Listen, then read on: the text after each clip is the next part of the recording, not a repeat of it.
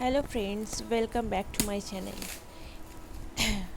খুব ইচ্ছে করছিল আমের শরবত খেতে, তাই চলে গিয়েছিলাম আমাদের ঘরের পিছনে যে আম গাছটি আছে ওখান থেকে আম নিতে।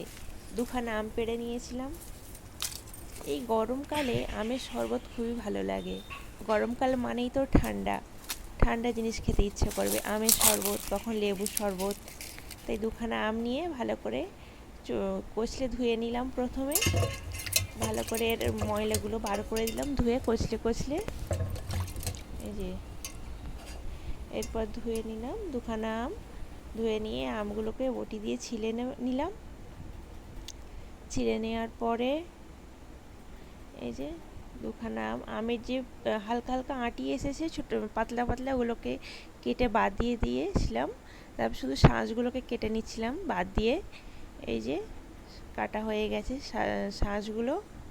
এরপর শাঁসগুলোকে নিয়ে নিয়েছিলাম একটা মিক্সচার জারে নিয়ে এই যে নিয়ে নিলাম।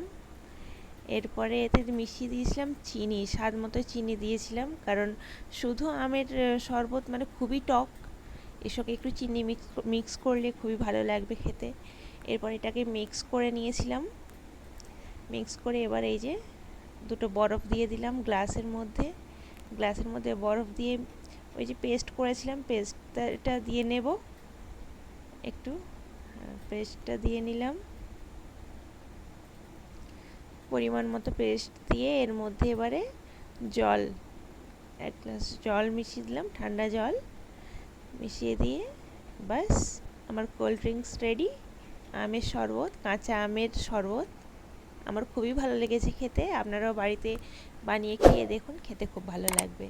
Thank you.